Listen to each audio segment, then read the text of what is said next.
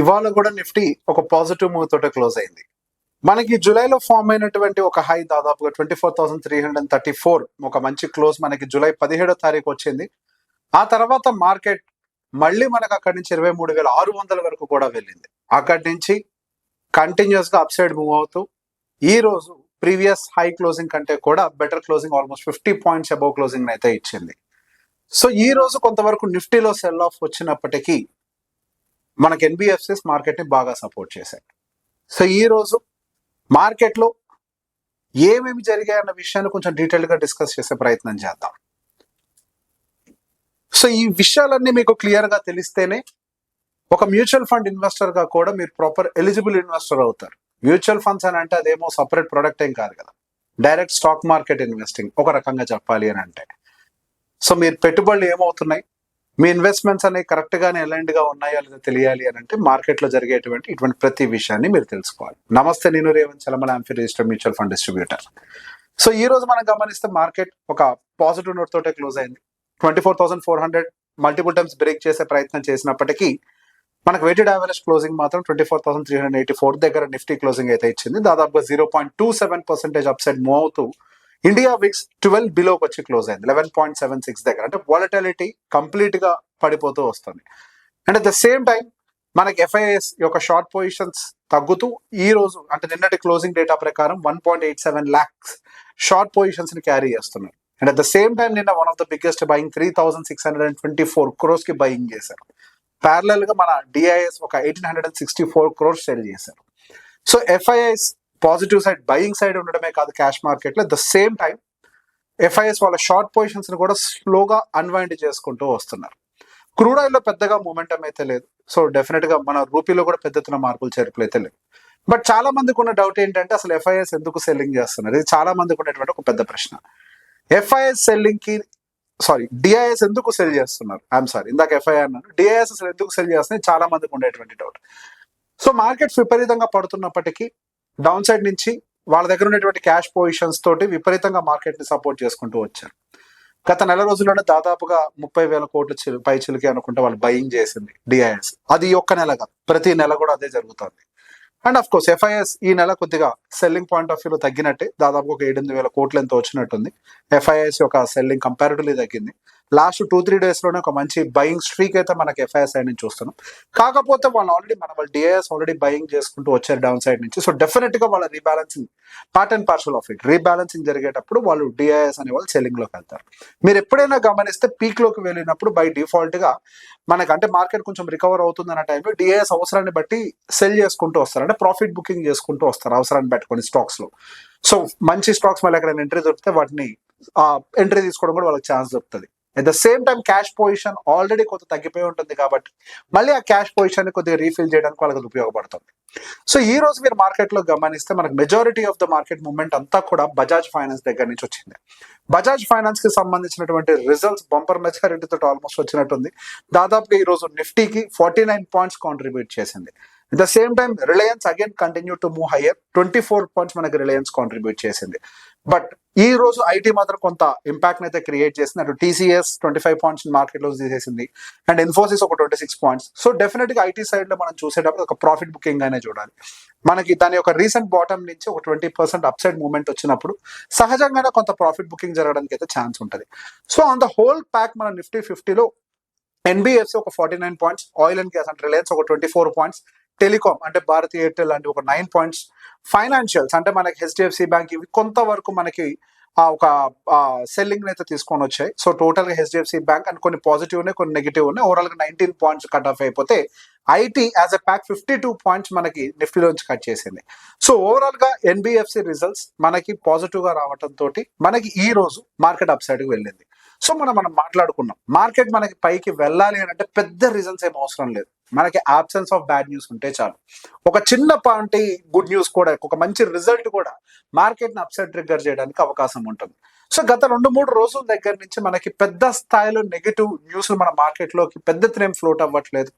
ఒక చిన్న చితక దాడులు అటు ఇరాన్ అండ్ యుఎస్ కు మధ్యలో జరుగుతున్నప్పటికీ మేజర్ ఎస్కలేషన్స్ ఏవి కనిపించకపోవటం, అంటే ఒక మేజర్ బ్యాడ్ న్యూస్ ఏది ట్రిగర్ కాకపోవటం, మార్కెట్ అదొక్కటి చాలు. No bad news is a good news for the market అనే సిచ్యువేషన్ లో ఉంది.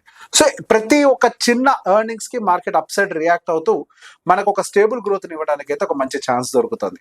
సో ఓవరాల్ గా మనం చూస్తే ఈ నెలలో మనకు ఒక ఫెడ్ మీటింగ్ ఇంపాక్ట్ కొంత ఉన్నప్పటికీ మనకి నిన్న మాత్రం మళ్ళీ యుఎస్ మార్కెట్ స్ట్రాంగ్ గా అప్ సైడ్ మూవ్ అయ్యాయి. అఫ్ కోర్స్ స్ట్రాంగ్ గా అప్ సైడ్ మూవ్ అయ్యాయి యుఎస్ మార్కెట్స్ అంటే మన ఐటీలో సెల్ ఆఫ్ వస్తుంది. సో ఆపోజిట్ సైడ్ లో చూసినప్పుడు అది కూడా మన ఐటీ మార్కెట్ సెల్ ఆఫ్ కి మేబీ అక్కడ ఏఐ మార్కెట్స్ కొద్దిగా అప్ సైడ్ వెళ్ళటం కూడా ఒక రీజన్ అయ్యి ఉండొచ్చు మనం అనుకోవచ్చు. బట్ ఓవరాల్ గా చూసుకుంటే మాత్రం యాజ్ ఏ ప్యాక్ మన Indian markets without a bad news there is a good probability on moving higher side. దానికి గల కారణం ఈ క్వార్టర్ వస్తున్నటువంటి రిజల్ట్స్. చాలా బ్రోకరేజ్ ఫర్మ్స్ కూడా మన ఇండియన్ మార్కెట్స్ కి సంబంధించి ఇప్పుడు వచ్చినటువంటి ఈ క్వార్టర్లీ ఎర్నింగ్స్ ఏవైతే ఉన్నాయో అదొక సిగ్నిఫికెంట్ గ్రోత్ అయితే చూపిస్తున్నాయి. కన్సిడరింగ్ మనకి ఈ క్రూడ్ ఆయిల్ రిలేటెడ్ అన్సర్టనిటీ కనుక కొంచెం తగ్గింది అని అంటే డెఫినెట్ గా ఇండియన్ మార్కెట్స్ కి మాత్రం కొంచెం పాజిటివ్ ఆస్పెక్ట్ ఉండడానికి ఛాన్సెస్ ఉంటాయని చెప్పేసి చాలా బ్రోకరేజ్ ఫర్మ్స్ కూడా వాళ్ళ యొక్క రీసెర్చ్ పేపర్స్ అయితే బయటికి రిలీజ్ చేస్తున్నాయి. సో ఈ ఒక్క బ్యాడ్ న్యూస్ కనుక సబ్సైడ్ అయిపోయింది అని అంటే మనకి ఏది ఇరాన్ రిలేటెడ్, ఇరాన్ వాళ్ళు కొట్టుకునే డజంట్ మ్యాటర్ టు అస్. మనకి ఓన్లీ ఆ క్రూడ్ ఆయిల్ రిలేటెడ్ ఆ హార్మోన్స్ రిలేటెడ్ పాసేజ్ ఫ్రీ అవుతుంది అని అన్నా కానీ, ఇక్కడ ఏం జరుగుతున్నా కానీ, ఏ చిన్నపాటి ఆ రియాక్షన్స్ పాజిటివ్ గా ట్రిగర్ అవుతున్నా కానీ మన ఇండియన్ మార్కెట్స్ మూవ్ అవ్వడానికి ఛాన్సెస్ ఉంటాయి. సో దానికి ఎవిడెంట్ గానే మనకి ఎఫ్ఐఎస్ రిలేటెడ్ ఇన్ఫ్లోస్ కూడా మీరు మార్కెట్ లో మీరే డైరెక్ట్ గా విట్నెస్ చేస్తున్నారు.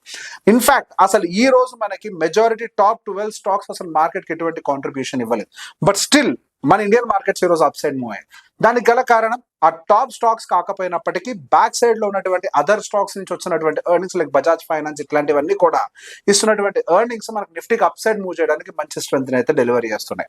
So going further again markets మనకి కొద్దిగా బ్యాంకింగ్ సైడ్ నుంచి అయితే పాజిటివ్ గా ఉండడానికి చాలా హై ఛాన్సెస్ ఉన్నాయని చెప్పేసి, it the same time IT side నుంచి కూడా మంచి హై ఛాన్సెస్ ఉన్నాయని చెప్పేసి చాలా బ్రోకరేజ్ ఫర్మ్స్ అప్గ్రేడ్ కూడా చేశాయి. పర్టికులర్ గా metals and minings, NBFCs and IT services ఇవన్నీ కూడా కొంచెం బెటర్ గా ఉండొచ్చు అని చెప్పేసి బ్రోకరేజ్ ఫర్మ్స్ దగ్గర నుంచి అయితే అప్గ్రేడ్స్ కనపడుతున్నాయి.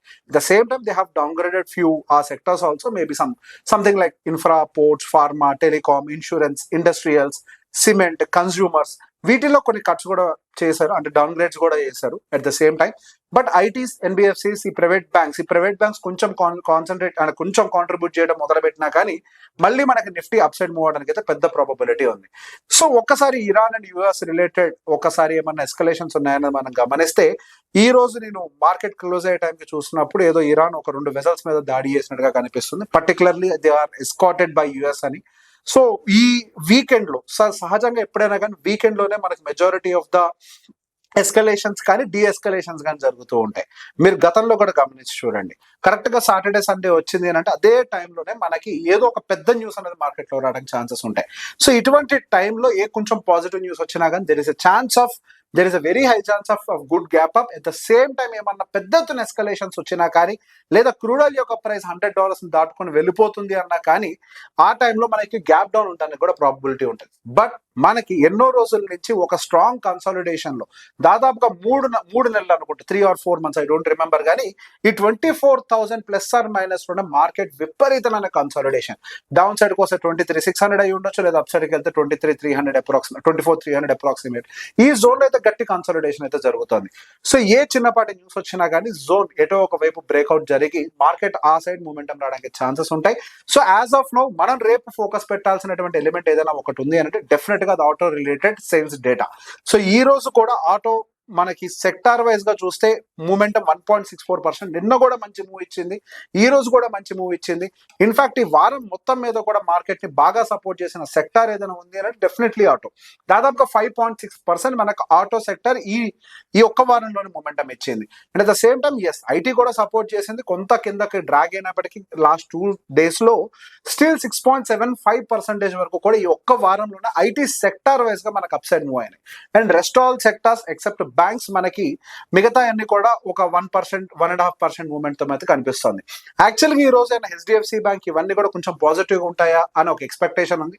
దానికి గల కారణం ఆర్బీఐ సైడ్ నుంచి వచ్చినటువంటి చిన్నపాటి changes in their deposits. So deposit policies కి సంబంధించి చిన్న చిన్న మార్పులు ఏదో చేసుకోవచ్చు అని చెప్పేసి మాట్లాడింది. సో బేసిక్ ఏదైనా ఎఫ్డీస్ ఏవైతే వేస్తూ ఉంటారో దాని మీద ఒక ఫ్లాట్ రేట్ ఆఫర్ చేయడం అనేది సహజంగా చూస్తాం. ఇంతకంటే ఎక్కువ అమౌంట్ ఇంత టెన్యూర్ తో పెడితే ఇంత పర్సంటేజ్ ఇస్తామని చెప్పేసి మనకు ఒక స్టాండర్డ్ బోర్డు ఉంటుంది.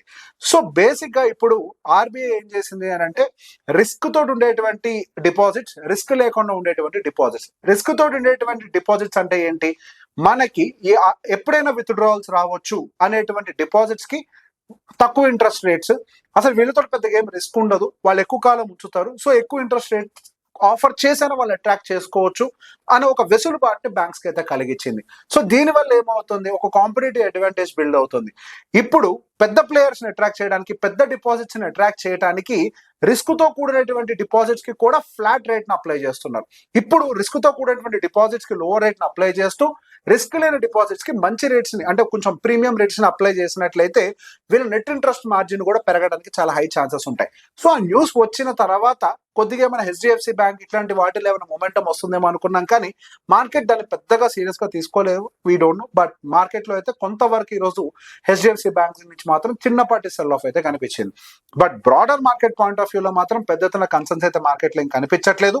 సో ఈ రోజు మీకు అన్ని దాదాపుగా మిడ్ క్యాప్, స్మాల్ క్యాప్ ఇవన్నీ కూడా పాజిటివ్ గా ర్యాలీ అయ్యాయి. And at the same time మనకి next 50 valuations point of view గురించి మనం కంటిన్యూస్ గా చెప్తూనే ఉన్నాం. నెక్స్ట్ 50 గురించి సో వాల్యుయేషన్స్ కొంచెం కంపారిటివ్లీ మనం when compare to PE, when compare to Nifty 50 next 50 PE ఇంకా తక్కువగా ఉంది. సో బేసిక్ గా దాని గురించి కూడా మనం ఎన్నోసార్లు డిస్కస్ చేసుకున్నాం. సో ఈ రోజు నిఫ్టీ నెక్స్ట్ 50 దాదాపు 1.31% ఒక్క రోజే మనకి అప్సైడ్ మూమెంటం అయితే కనిపించింది. అండ్ అఫ్ కోర్స్ ఈ వీక్ మొత్తంలో 2.63% మనకి అప్సైడ్ మూమెంటం నెక్స్ట్ 50 ఇచ్చింది, ఈక్వల్ టు నిఫ్టీ 50.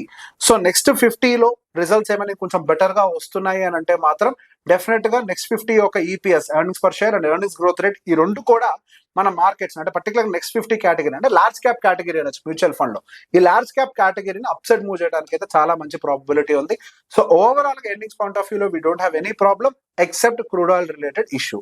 అండ్ మళ్ళీ సోమవారం మన మార్కెట్ అప్డేట్ తో కలిసే ప్రయత్నం చేద్దాం. Thank you very much.